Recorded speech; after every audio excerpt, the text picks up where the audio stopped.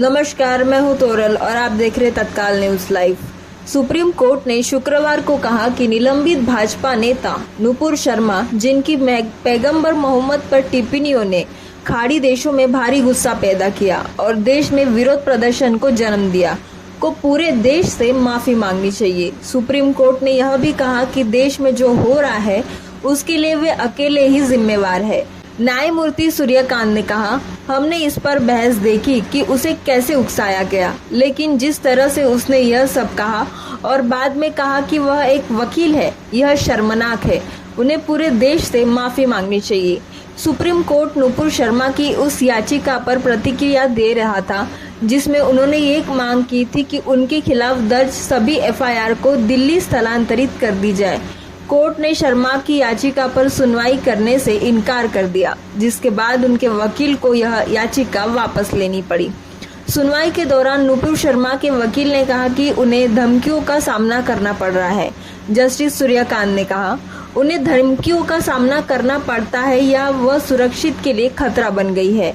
जिस तरह से उन्होंने पूरे देश में भावनाओं को भड़काया है, देश में जो हो रहा है उसके लिए यह महिला अकेली जिम्मेदार है। अदालत ने कहा कि उनकी टिप्पणी ने उनका अड़ियल और अहंकारी चरित्र को दिखाया। न्यायमूर्ति सूर्यकांत ने कहा, क्या हुआ अगर वह किसी पार्टी की प्रवक्ता थी? उन्हें लगता है कि उनके पास सत्ता का बैकअप है और देश के कानून का सम्मान किए बिना कोई भी बयान दे सकती है।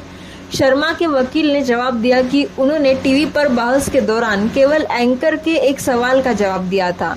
जब शर्मा के वकील विभिन्न स्थानों में दर्ज हुए एफआईआर के संबंध में जानकारी दी तो जस्टिस सूर्यकांत ने पूछा, प्राथमिकियों का क्या हुआ? जब आप दूसरों के खिलाफ एफआईआर दर्ज करते हैं तो उन्हें तुरंत गिरफ्तार कर लिया जाता है, लेकिन जब यह आपके खिलाफ होती है तो किसी ने भी आपको छूने की हिम्मत नहीं की। बता दें कि एक टीवी चैनल पर पैगंबर मोहम्मद के खिलाफ बयान देने को लेकर नुपुर शर्मा के खिलाफ देश भर के अलग अलग कोर्ट और थानों में मामले दर्ज हुए हैं, जिसे निलंबित नेता दिल्ली शिफ्ट कराने की मांग को लेकर याचिका दाखिल की थी।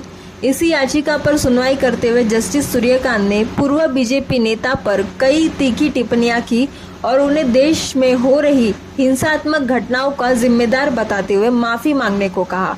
कोर्ट ने उनके वकील सीनियर लॉयर मंदिर सिंह को भी फटकार लगाई।